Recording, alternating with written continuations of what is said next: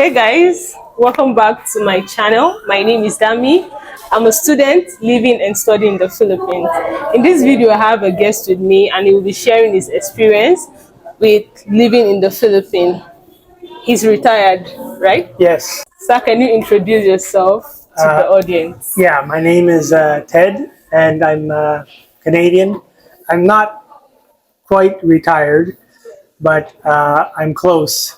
So right now, I'm just living here on savings until my pension kicks in, which is going to be in a year and a bit. So, How many years have you spent in the Philippines?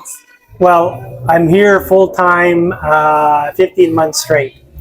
Now, I've been coming here to the Philippines for, I guess, 11 years, just over 11 years. But normally I would just stay 4 months, 5 months, 5.5 months, something like that, and then return to Canada.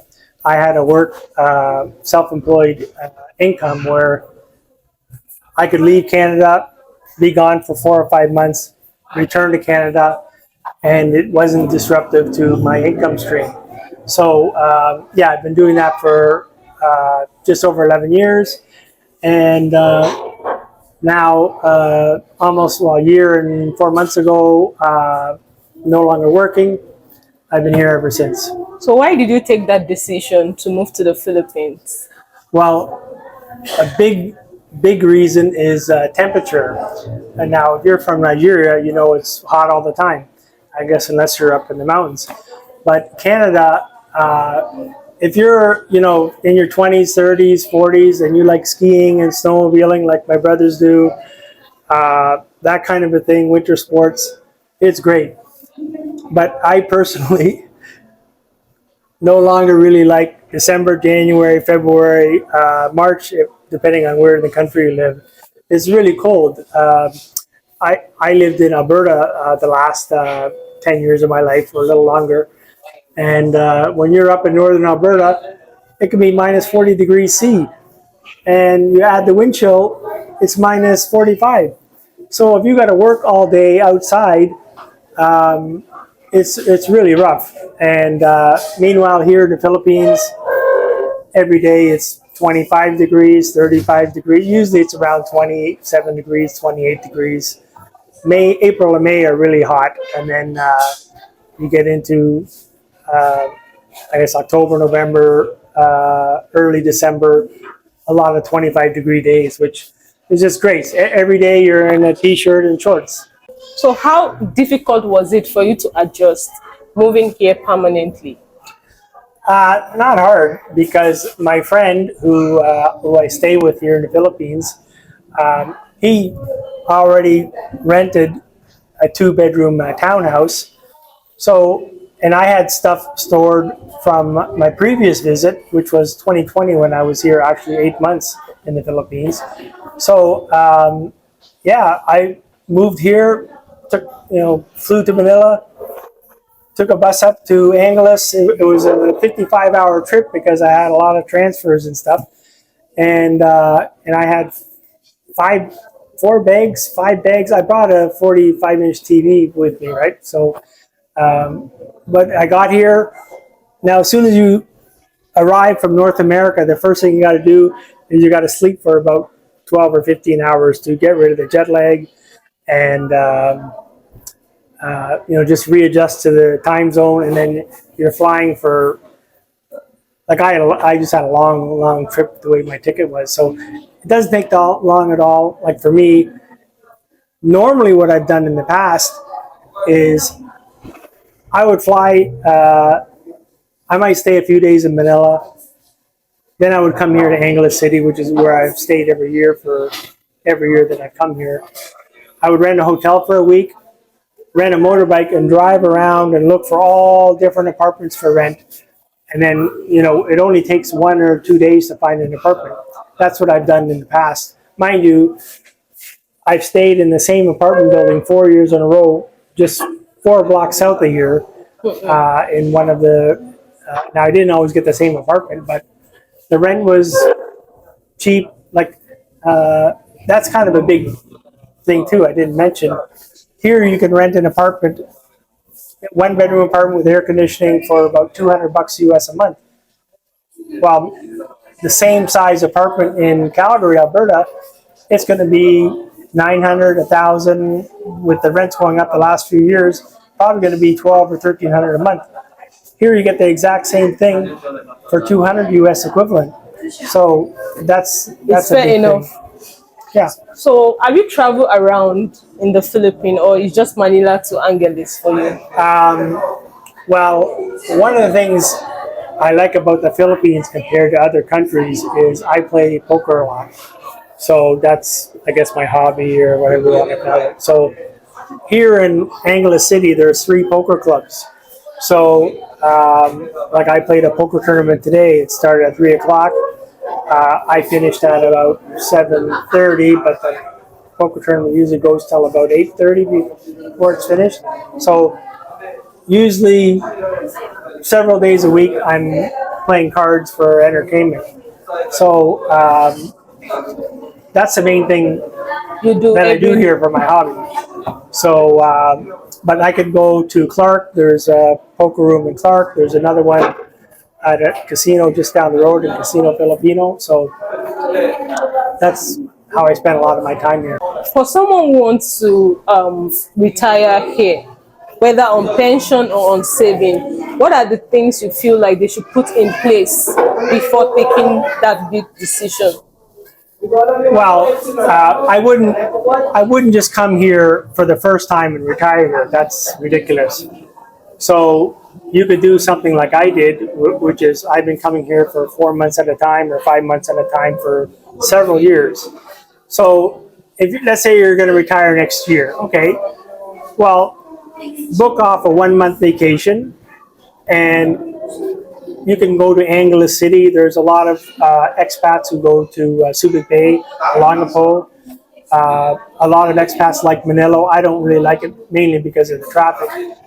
Cebu is popular with expats. So come here for a month, maybe go to different places and see how you like it. Like, you may not like the culture shock. Like, the one thing, if you're in Cebu City or in Manila, even in Angeles during rush hour, the traffic is just horrendous.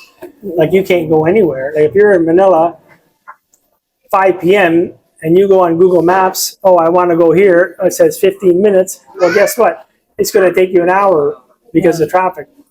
So if you really don't like traffic and smog, you're not going to like it here. So stay here for a month, check out different places.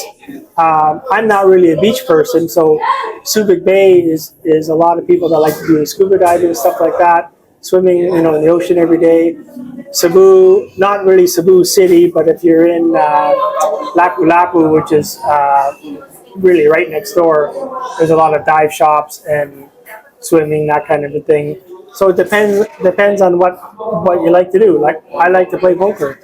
So here there's 3 poker clubs all within close proximity. That's what I do as my hobby. But I wouldn't just come here and just retire here, because Yes. there may be things, maybe you don't like the food, maybe you don't like the language barrier, which everybody under 30 speaks English here.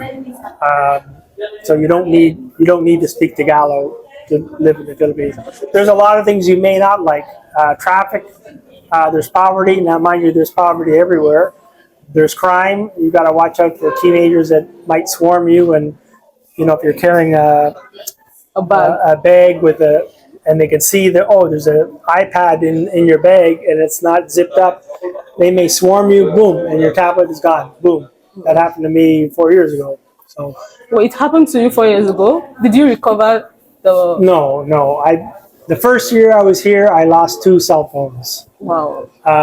The 4th year I came here, I had 1 cell phone swiped and the tablet. Now, the very first year I came, like, normally I carry like a bag like this, around my shoulder, a little bit bigger. Now, the first year I was here, I had a little bit bigger bag and I had a pouch, and I just put my phone in the pouch. Well, I'm dating a girl here and we're living together, actually. So we decided to take a trip to Zambales.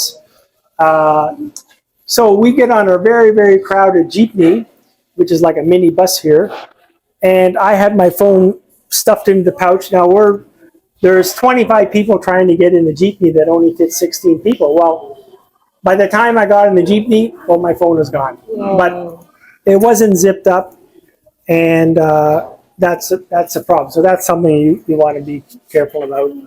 So, and as I said, you got to watch them. I haven't really experienced any violent, like life-threatening things ever in 11 years I've been coming here.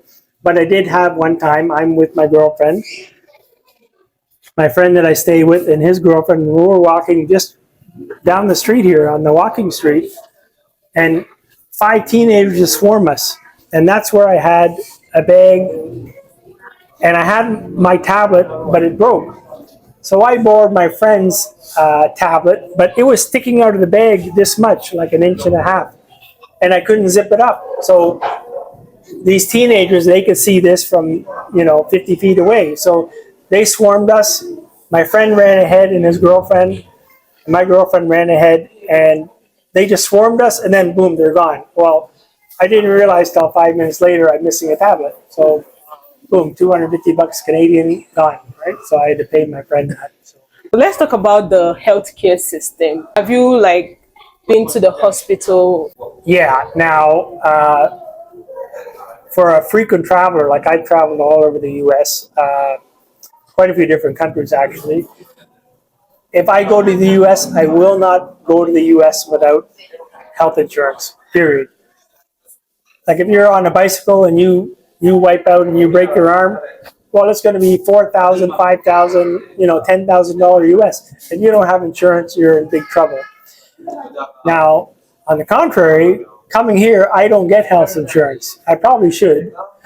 I probably should get PhilHealth, and I don't really know a whole lot about it. I think that is only accustomed to the Filipino, if I'm not wrong. The PhilHealth. I think a foreigner can get PhilHealth also. But anyway, I went to the doctor here and there with bad cold, this and that. But I actually had surgery 5 years ago here, and it ended up costing me 40,000 peso, so that's $1,000 Canadian. Okay. Well, at today's rate. So yeah, I could be paying $600 a year for insurance. But in 11 years, I've only had one time where I had an emergency. I needed some surgery, and I was overnight, 2 nights, I think, and it was 40,000 peso. So I just paid it on my credit card. How about the food? Well, I like the food. Now, we are very lucky because Pampanga is supposed to have some of the best tasting food in the Philippines. Now, that's what I've heard. I've heard it a number of times. And I think Cebu is supposed to have the most beautiful women in the Philippines. I've heard that several times too, although there's lots of beautiful women everywhere, really. But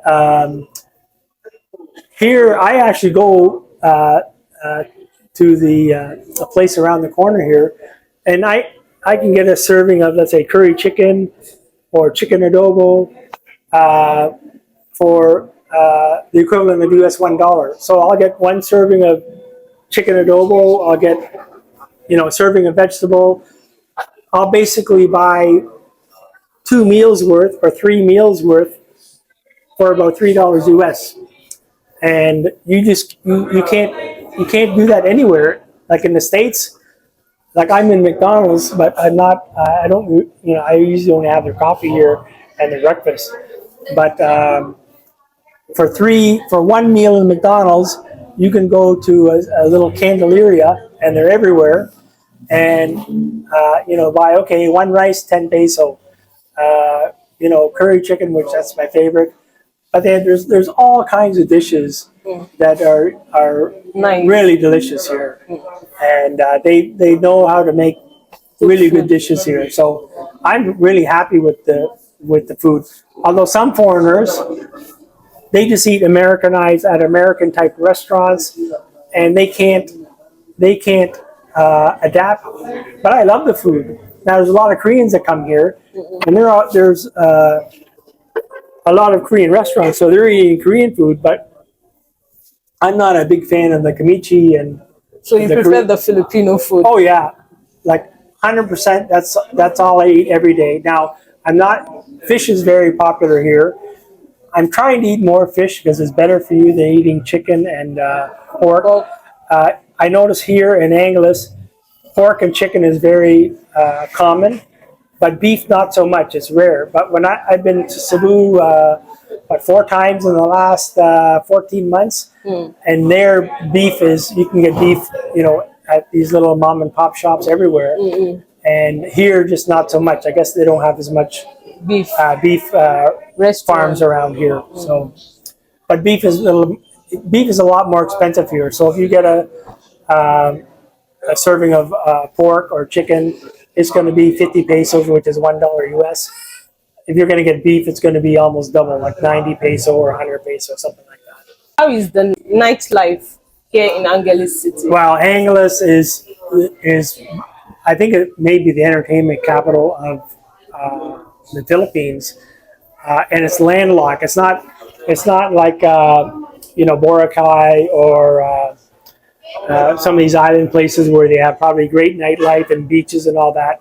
But they have Angeles City. The walking street is right here. I think it's the only walking street per se in the Philippines. But a lot of bars, a lot of restaurants, a lot of entertainment type bars, but then a lot of nightclubs. So I think there's actually too many nightclubs because one nightclub was open for about 6 or 7 months and then it closed because there's too many nightclubs. And then one of the long established nightclubs that's been here for ages, well, they decided to do a huge renovation, redid the whole front, spotlights and all that, and to re-attract the crowd. Well, as soon as they reopened, the nightclub that had been open for 6 months or 8 months down the road, well, they ended up closing.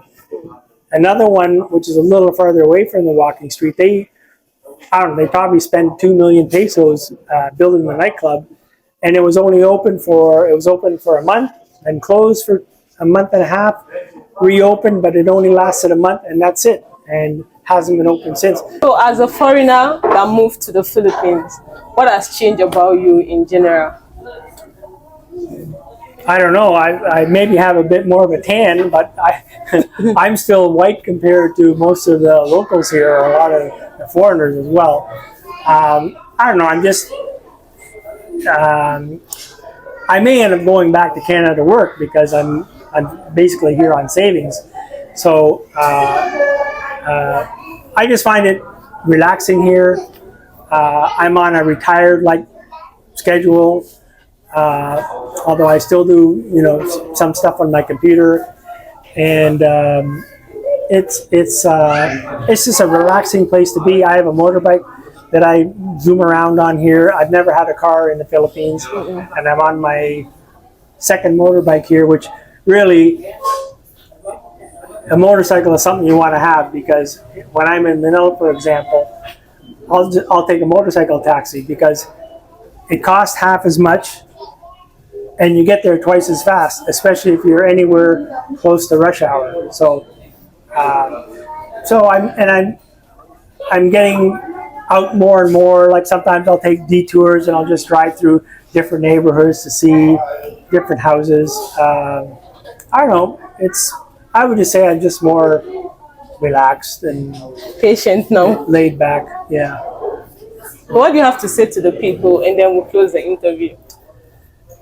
Well, if you like warm weather and you like friendly people, and I guess especially if you're a guy, even if you're older, you'll probably end up going on lots of dates, and lots of foreigners end up marrying Filipinas. Some of them want to move back to the States or to the UK with you.